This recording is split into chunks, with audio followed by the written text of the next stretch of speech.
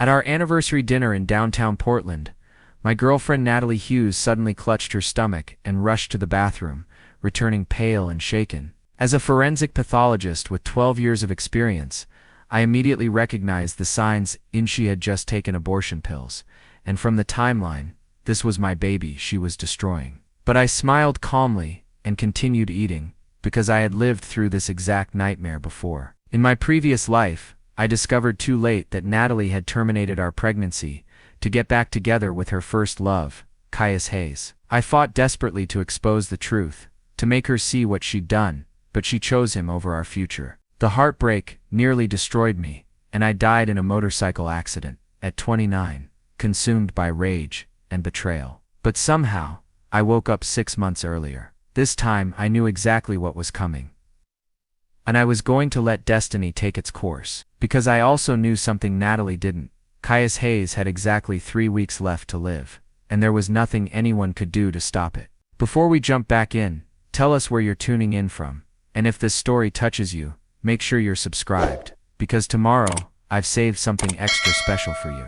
I called my mentor Dr. Cedric Vance, who had taught me everything about forensic pathology at the Oregon State Medical Examiner's Office. Dr. Vance, I've decided to take that research position you've been offering. I want to come back and work under you again. His voice immediately brightened with relief. Orion, I always said you were the most gifted pathologist I've ever trained. You threw away your potential for that relationship, but I'm glad you've finally come to your senses. In my previous timeline, I had chosen love over my career, turning down prestigious positions to stay close to Natalie. I never got to work with Dr. Vance on his groundbreaking research into sudden cardiac events in young adults. Hearing his voice again, knowing I'd get a second chance to learn from him, brought tears to my eyes. The irony wasn't lost on me. In 3 weeks, I would be examining the very type of case that Dr. Vance specialized in: young, seemingly healthy individuals who died from unexpected heart attacks. Caius Hayes, 28 years old, amateur rock climber, no known medical conditions. His death would appear completely natural, a tragic accident that no one could have predicted. But I knew better. In my past life, I had performed his autopsy myself. Hypertrophic cardiomyopathy, an undiagnosed genetic condition that causes the heart muscle to thicken. It's often triggered by extreme physical exertion or emotional stress. The condition was completely undetectable, without specific genetic testing, and Caius had never had any reason to get screened. What made it perfect was that emotional stress could trigger the fatal episode just as easily as physical activity. And I knew exactly what was going to stress Caius Hayes beyond his breaking point. I returned to our apartment in the Pearl District, where Natalie was pretending to rest after her food poisoning from dinner. She lay on the couch, one hand dramatically placed across her forehead, the other clutching her stomach. Orion, honey, I feel terrible. Maybe we should postpone our weekend trip to Mount Hood, she said weakly. In my previous life, I had fussed over her, bringing her soup and medicine, completely oblivious to what she had actually done. I had even suggested we try for a baby soon, not knowing she had just destroyed one. The memory of my naive concern made my stomach turn. Of course, sweetheart, your health comes first, I replied, sitting beside her and stroking her hair with the same gentle touch I used to comfort her with. But inside, I felt nothing but cold calculation. That night, as Natalie slept, I went through her phone. I knew her passcode. It was Caius's birthday, something that should have been a red flag years ago. The messages were exactly where I expected them to be, in a hidden folder she thought I'd never find. Caius, did you do it? Are you really going through with this? Natalie, it's done. I took the pills an hour ago. Orion doesn't suspect anything. Caius, I know this was hard, baby, but we're going to be together now, like we always planned. Natalie, I need to break up with him slowly, make it seem natural. Give me 2 weeks. Caius, I've been waiting for you for 3 years. I can wait 2 more weeks. I love you, Nat.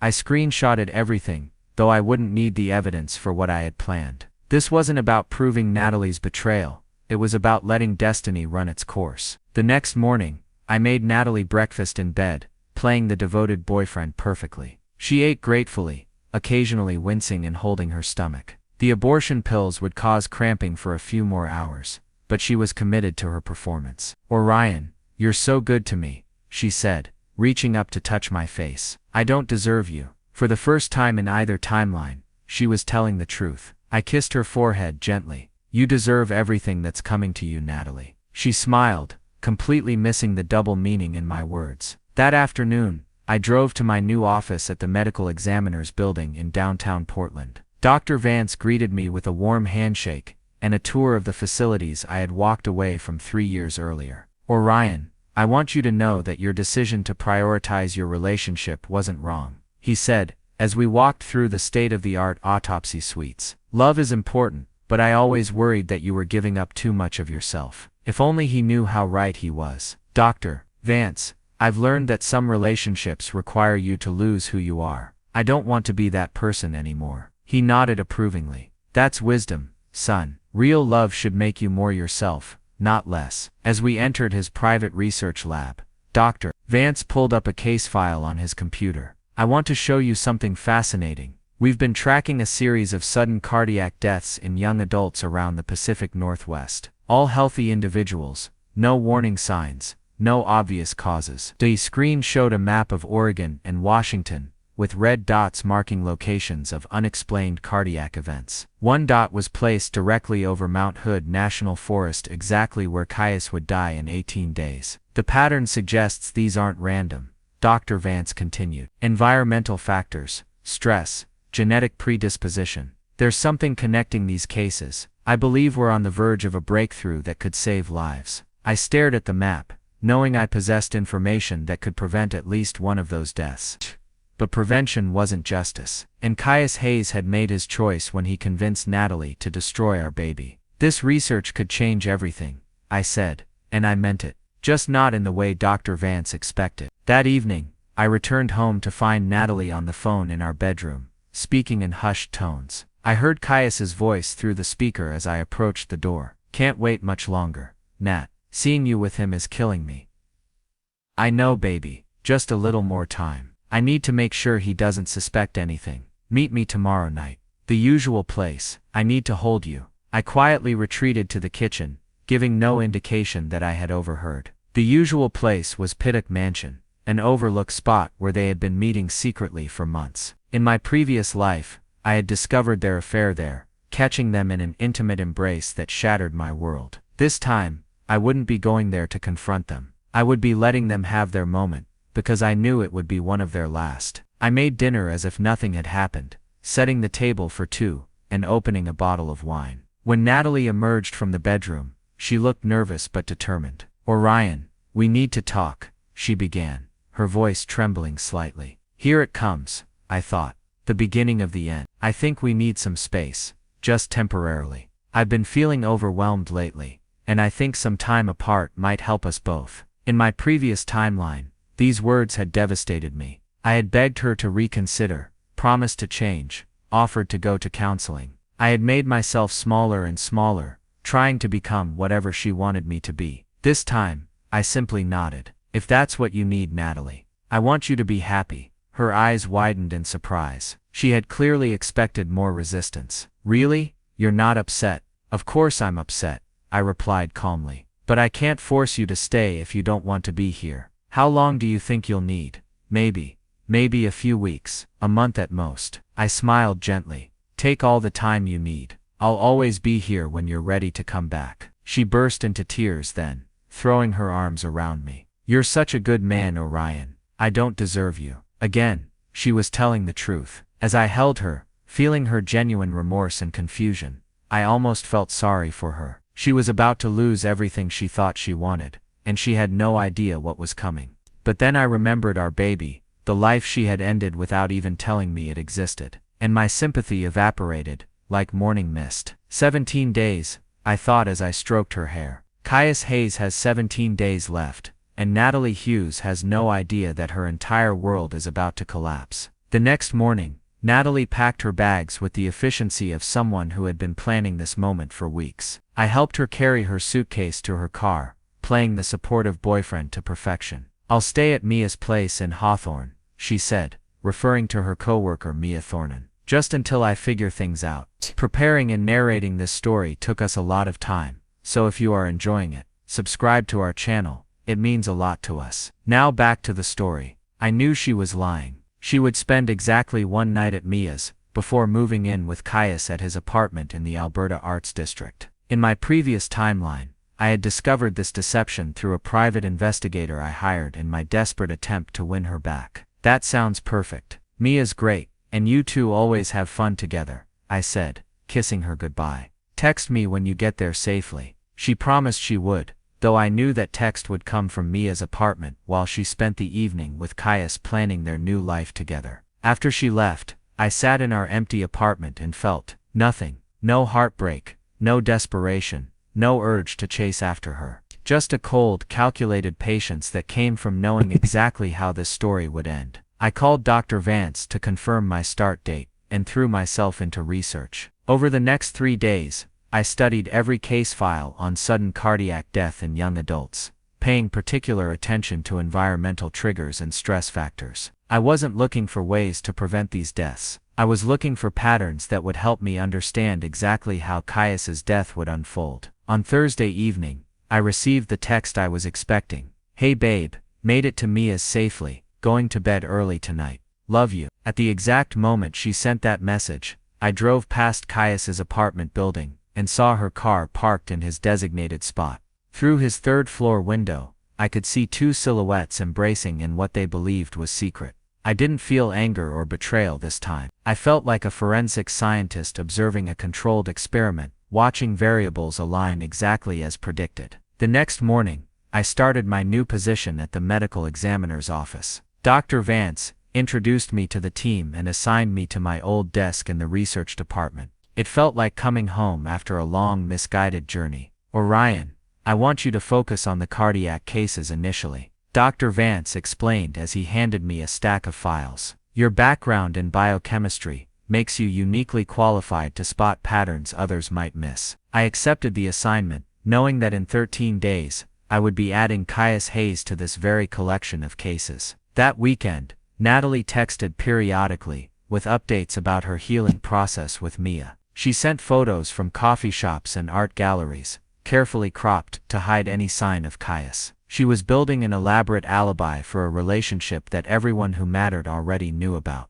I responded with supportive messages, telling her I missed her but wanted her to take all the time she needed. Each text was perfectly crafted to give her the guilt-free space she craved while ensuring she felt secure in her deception. On Monday, I ran into Mia at a grocery store in Hawthorne. She looked uncomfortable when she saw me, her eyes darting around as if looking for an escape route. Orion, hi, how are you holding up? She asked, her voice pitched too high. I'm managing. Thanks for taking care of Natalie. I know this is hard on her. Mia's face went through a series of expressions: confusion, guilt, then something approaching panic. Yeah, she's going through a lot right now. I'm just glad she has a friend like you to support her, I continued, watching Mia squirm. It means everything to know she's in a safe place while she figures things out. Right, safe, definitely, Mia stammered. I could see her internal conflict clearly. She knew Natalie wasn't staying with her, but she was trapped between loyalty to her friend and sympathy for the boyfriend being deceived. In my previous timeline, Mia had eventually told me the truth, which led to my devastating discovery at Pittock Mansion. This time, I gave her an easy out. Tell Natalie, I'm thinking about her, but not to feel pressured to respond. I want her to focus on herself right now. Mia nodded gratefully, relieved to escape the conversation. As the days passed, I fell into a routine that felt more natural than anything I'd experienced in years. I arrived at work early, spent hours analyzing case files and tissue samples, collaborated with brilliant colleagues on groundbreaking research. For the first time since my relationship with Natalie began, I was fully myself. Dr. Vance noticed the change immediately. You seem different, Orion. Focused in a way I haven't seen before. I think I'm finally where I'm supposed to be, I replied, and it was the truth. During my lunch breaks, I would drive past locations that held significance in Natalie and Caius's relationship. Not to spy or torture myself, but to confirm the timeline I remembered from my previous life. They were following the exact same pattern: romantic dinners at Kennard, hiking trips to Multnomah Falls, late-night drives along the Columbia River Gorge. Everything was progressing exactly as it had before, which meant the ending would be exactly the same. On Friday, exactly 1 week after Natalie left, she called me instead of texting. Her voice was bright and cheerful, with an underlying current of guilt. "Orion, how are you? I've been thinking about you." "I'm good, Nat. Really good actually. Work is going well, and I'm rediscovering parts of myself I'd forgotten about." There was a pause. That's great. I'm glad you're not just sitting around moping." "Did you expect me to?" "No, I mean I hoped you wouldn't. I want you to be happy." "I am happy. Are you?" Another pause. Longer this time. "I'm getting there." This time apart has been really clarifying. I knew what she meant. Being with Caius was reminding her of who she used to be before our relationship. In her mind she was rediscovering her authentic self. She had no idea that she was actually walking into a trap that her own choices had set. "I'm glad you're finding clarity," I said. "Take all the time you need, Orion. Do you think we'll be okay, eventually?" It was the first crack in her confidence, the first sign that the guilt was starting to eat at her. In my previous timeline, this was when I started hoping we could work things out. This time, I knew better. "I think everything will work out exactly as it's supposed to," I told her. She took comfort in those words, interpreting them as optimism about our future together. I meant something entirely different. After we hung up, I returned to my case files with renewed focus. I was working on a particularly interesting case, a 26-year-old marathon runner who had collapsed during a training run. No obvious cause of death, perfect health, no family history of cardiac problems. But when I looked closer at the tissue samples, I found microscopic evidence of hypertrophic cardiomyopathy. It was exactly the same condition that would kill Caius Hayes in exactly 6 days. I documented my findings meticulously, noting how stress and extreme physical exertion could trigger fatal arrhythmias in individuals with this undiagnosed condition. The research would eventually help save lives by identifying risk factors and developing screening protocols. But first, it would help me understand exactly how justice was about to be served. That evening, I treated myself to dinner at Le Pigeon, one of Portland's finest restaurants. I ordered a bottle of excellent wine and savored every bite, celebrating not just my professional success, but the approaching end of a chapter that had caused me so much pain. As I walked home through the quiet streets of the Pearl District, I felt a profound sense of peace. In 6 days, everything would change. Natalie would learn what it felt like to lose someone you love without warning. She would understand the devastating finality of choices that can't be undone. And I would be free to build the life I was always meant to live. On Tuesday morning, 5 days before Caius's destined encounter with mortality, I made a discovery that changed everything I thought I knew about Natalie's betrayal. I was analyzing cardiac tissue samples when Dr. Vance approached my desk with an unusual expression. Part excitement, part concern. "Orion, I need you to look at something. It's related to our research, but it's also personal." He handed me a file marked confidential with yesterday's date. Inside was a toxicology report for a Jane Doe, who had been brought to the emergency room 3 days earlier. The same day Natalie had supposedly been healing with Mia. The patient presented with severe cramping, excessive bleeding, and symptoms consistent with pharmaceutical abortion. Dr. Vance explained. She refused to give her real name or contact information, paid in cash, and left against medical advice. My hands were steady as I reviewed the report, but my mind was racing. This wasn't part of the timeline I remembered. "Why are you showing me this?" I asked. The patient had complications. The abortion was incomplete, and she developed a serious infection. She came back yesterday in critical condition. Dr. Vance paused, watching my face carefully. "Orion." The patient was Natalie Hughes. The room seemed to tilt around me. In my previous timeline, Natalie's abortion had been successful. She had never developed complications, never needed emergency medical care. This was new information that changed everything. "Where is she now?" "ICU at Oregon Health and Science University. She's stable," but Dr. Vance hesitated. "There was significant damage. She'll recover, but she'll never be able to have another baby." I stared at the file, processing this information. In trying to destroy our baby to be with Caius, Natalie had accidentally destroyed her ability to have any babies at all. The irony was so complete, it almost seemed designed by a cosmic sense of justice. "Does she know about the fertility damage?" "Not yet. Her emergency contact was listed as Caius Hayes. He's been at her bedside since yesterday. Of course he has, I thought. Caius always did have a hero complex. He would see this as an opportunity to prove his devotion, to show Natalie that he loved her regardless of whether she could give him a family. Dr. Vance, I need to ask you something, and I need you to trust me. In your research on sudden cardiac deaths, have you ever seen cases where extreme emotional stress preceded the fatal episode? He nodded slowly. Absolutely. Grief, shock, traumatic revelations. They can absolutely trigger fatal arrhythmias in individuals with underlying cardiac conditions. What if someone learned devastating news about their future, something that completely shattered their life plans? Dr. Vance studied my face intently. Orion, what aren't you telling me? I made a decision that I would have considered impossible in my previous timeline. I told him everything, not about the rebirth or the supernatural knowledge, but about Natalie's affair, about the abortion, about Caius's undiagnosed heart condition that I suspected based on his family history and lifestyle. I framed it as intuition based on my forensic training, a growing suspicion that these three lives were about to intersect in a tragic way. Dr. Vance listened without judgment, occasionally asking clarifying questions. When I finished, he sat in silence for several minutes. You're suggesting that if Caius learns about Natalie's fertility damage, it could trigger a fatal cardiac episode. I'm suggesting that severe emotional trauma can be as deadly as physical exertion for someone with hypertrophic cardiomyopathy. And I think Caius Hayes has both an undiagnosed heart condition and a life-shattering revelation in his immediate future. Dr. Vance stood and walked to the window overlooking the city.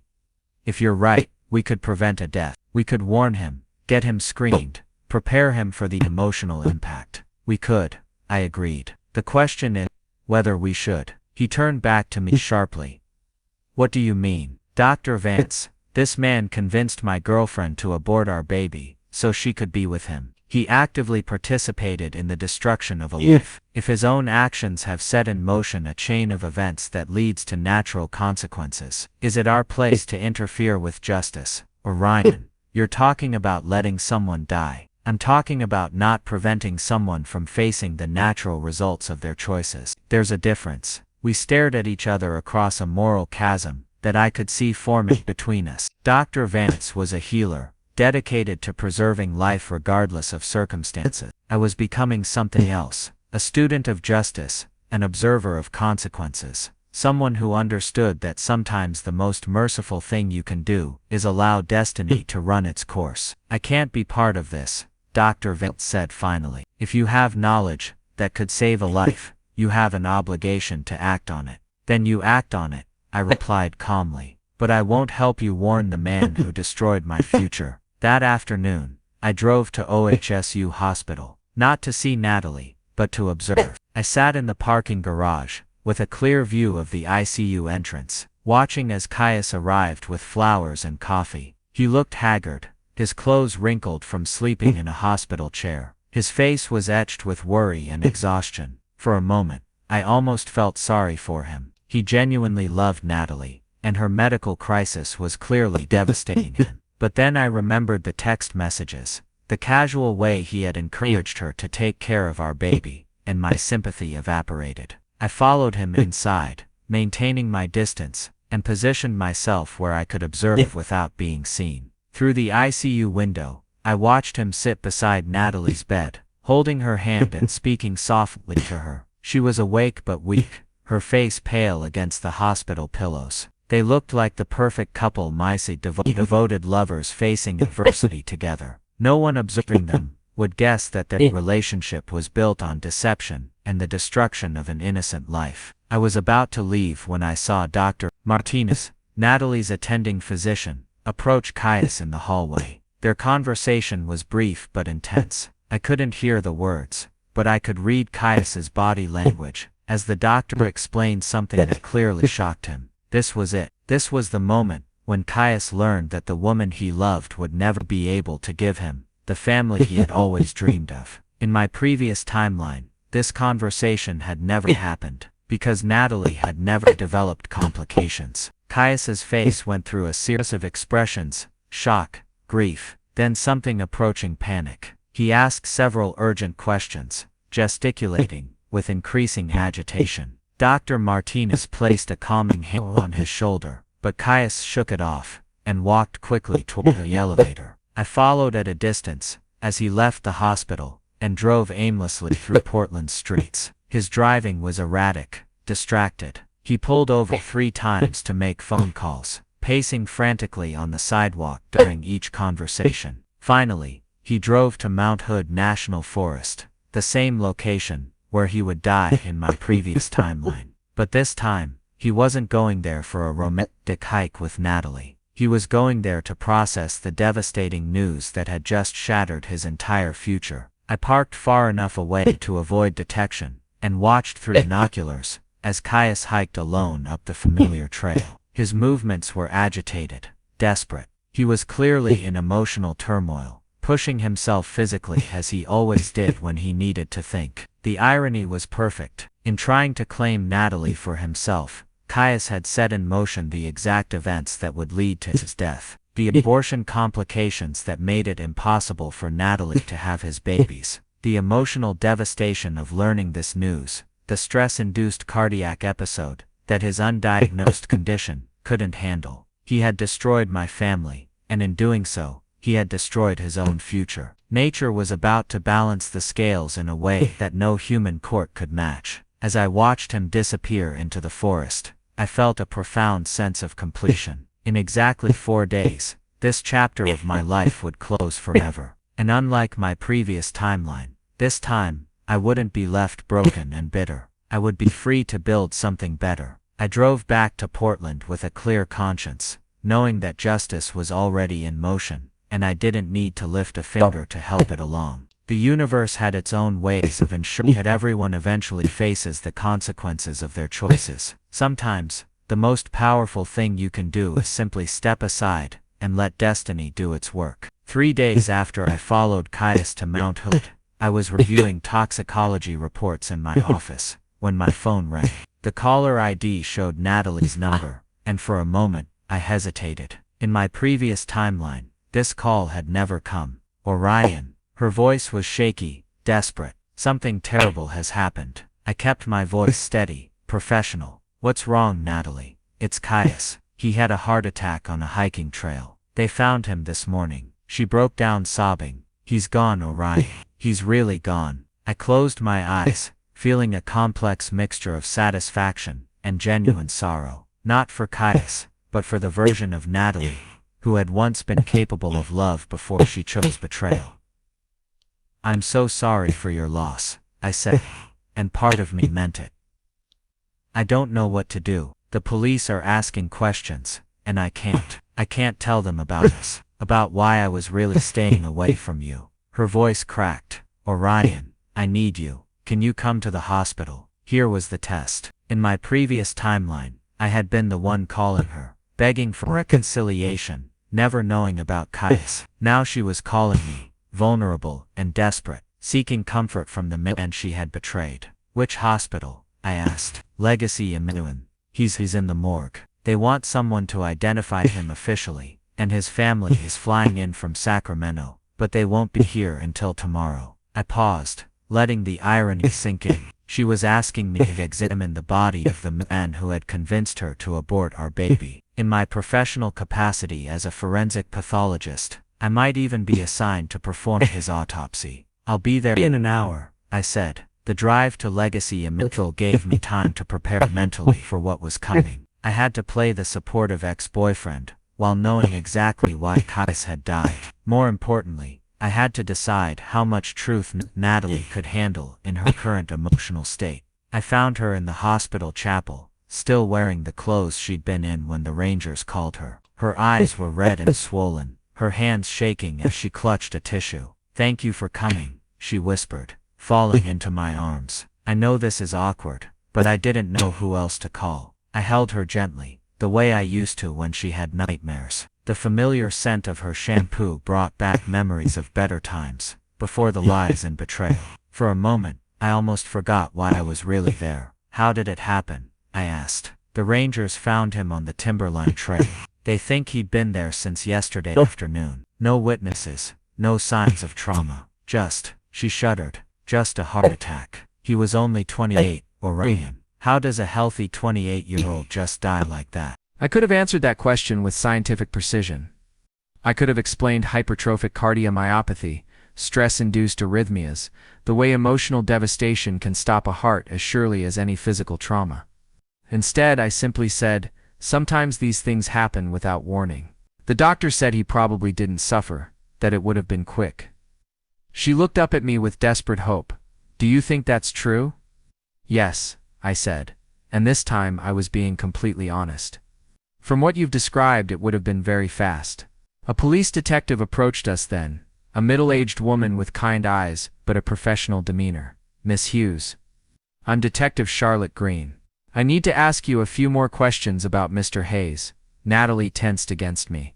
I already told the other officer everything I know. I understand this is difficult, but we need to establish Mr. Hayes' state of mind in the days before his death. Had he been under any unusual stress, relationship problems, work issues?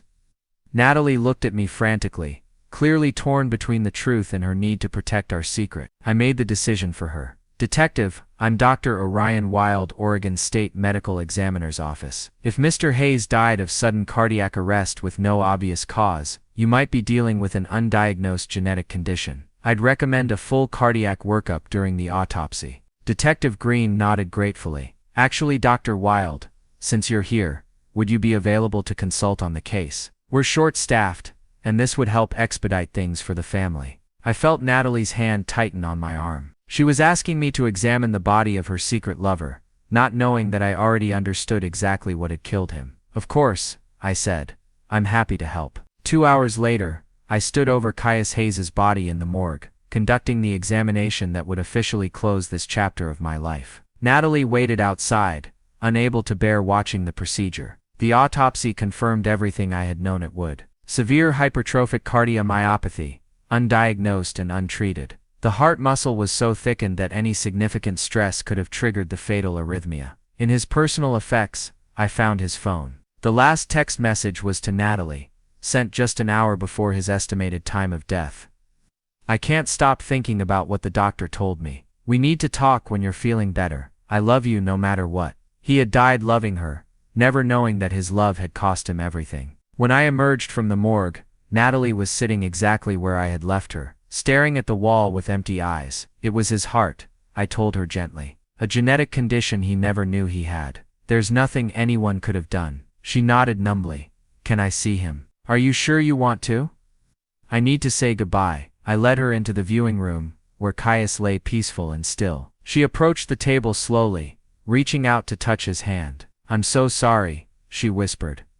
I'm sorry for everything. Standing there watching her grieve for the man who had helped her destroy our future, I felt the last of my anger finally fade away. What I felt now wasn't satisfaction or revenge. It was simply closure. Justice had been served, not by my hand, but by the natural consequences of choices made in selfishness and betrayal. And now, finally, I was free to move forward. 2 days after Caius's funeral, Natalie called me from what she claimed was Mia's apartment. Her voice was hollow, broken in a way that would have destroyed me in my previous timeline. Orion, can we talk? I need to tell you something important.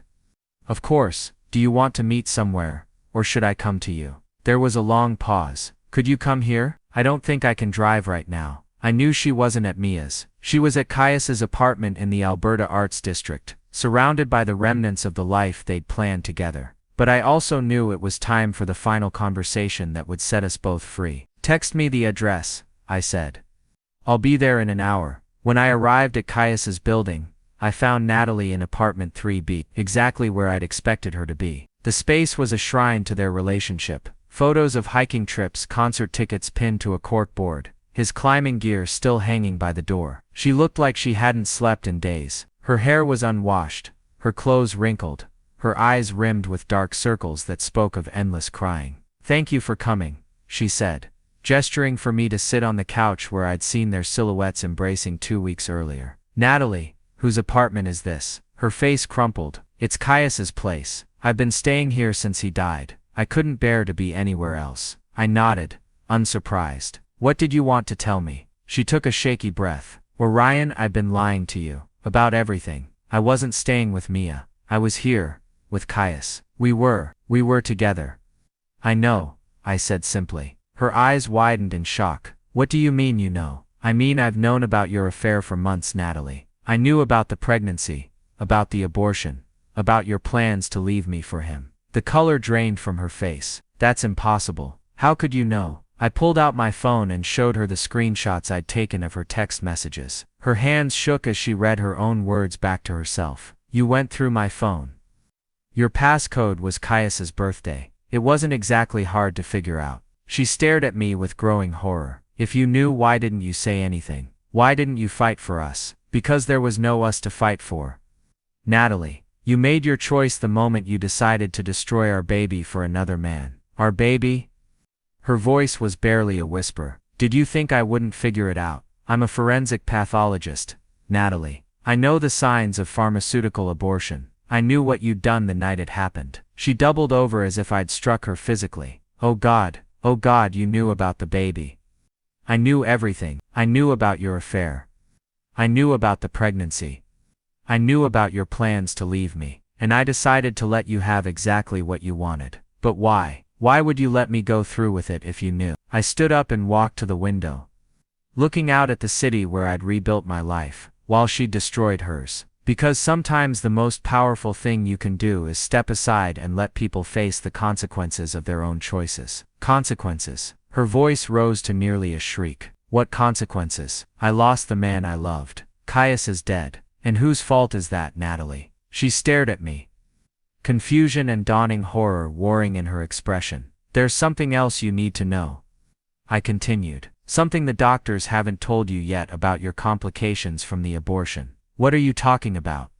The infection damaged your reproductive system beyond repair. You'll never be able to have another baby. Natalie, the pregnancy you destroyed to be with Caius was the only one you'll ever have. The sound she made was inhuman, a wail of pure anguish that seemed to come from the depths of her soul. She collapsed to the floor, clutching her stomach where our baby had once grown. You're lying, she sobbed. You're saying this to hurt me. I pulled out the medical report Dr. Vance had shared with me and placed it on the coffee table. It's all documented. The doctor who treated you will confirm it when you're ready to hear it officially. She crawled to the table and grabbed the report with trembling hands. As she read, her crying intensified until she was hyperventilating. This can't be real.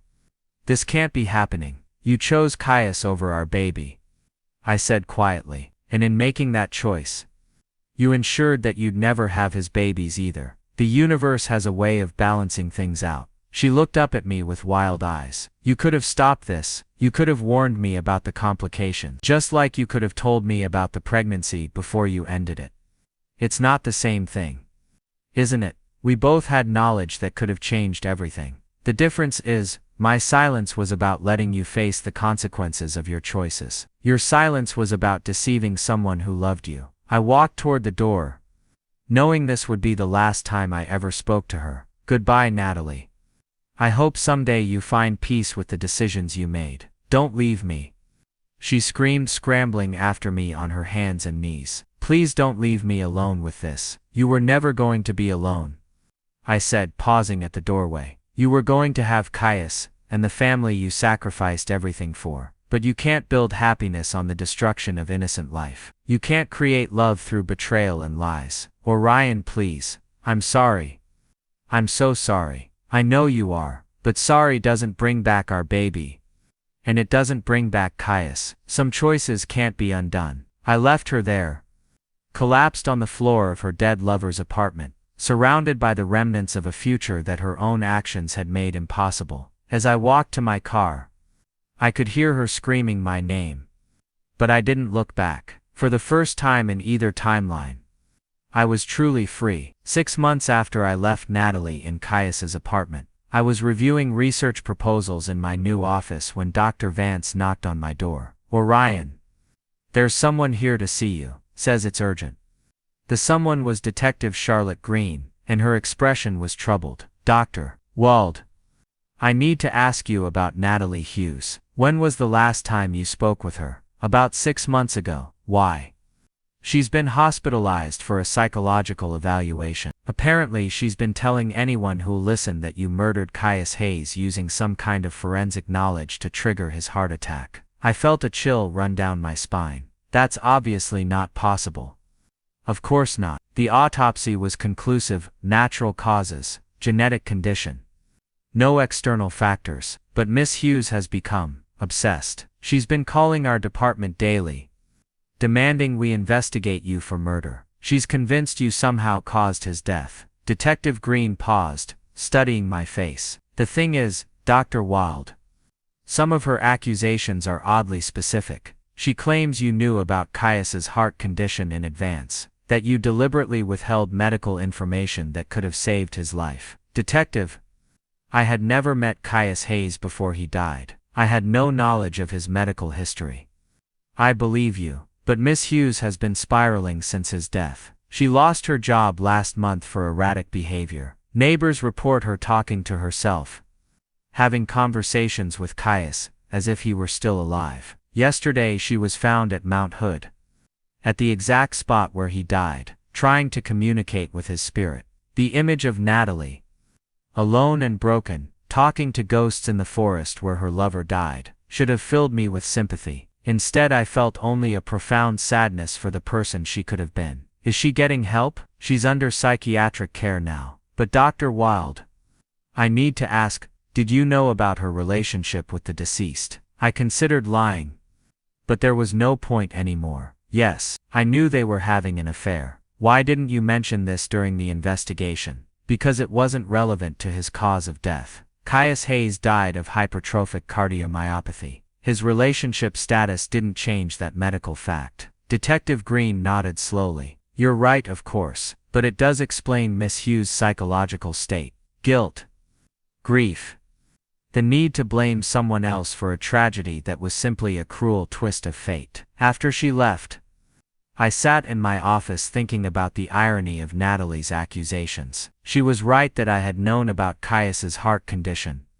right that I could have potentially saved his life. But she would never understand the deeper truth, that some forms of justice operate beyond human intervention. That evening, I drove to the waterfront where I was meeting Dr. Vance's daughter, Joanne Hayes, for dinner. We had been seeing each other for 3 months now, and what I felt for her was completely different from anything I'd experienced with Natalie. Joanne was a pediatric surgeon, brilliant and compassionate, with a dry sense of humor that matched mine perfectly. She knew about my past with Natalie, knew about the betrayal and heartbreak, but she had never tried to fix me or change me. She simply accepted who I was, and encouraged me to be more of myself. How was your day? She asked, as we walked along the Willamette River. Complicated. The detective working Caius's case came by. Apparently, Natalie is having some kind of psychological breakdown. Joanne was quiet for a moment. Do you feel responsible? No, I said, surprised by how certain I sounded. I feel sad for her, but I don't feel responsible. She made her choices, and now she's living with the consequences. That's very healthy. Is it? Sometimes I wonder if I should feel worse about watching someone I once loved destroy herself. Joanne stopped walking and turned to face me.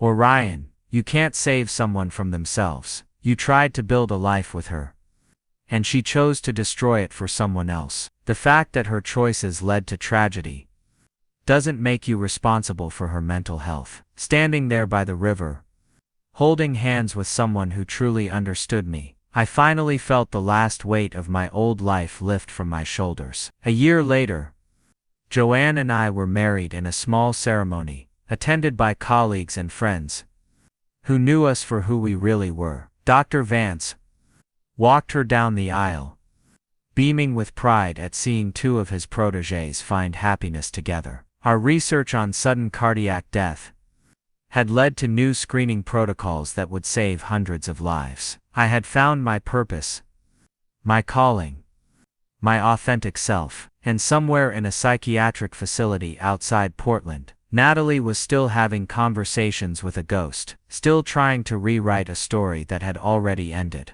But that was her story now, not mine. I had chosen to write a different ending. Up next, you've got 2 more standout stories right on your screen. If this one hit the mark, you won't want to pass these up. Just click and check them out. And don't forget to subscribe and turn on the notifications.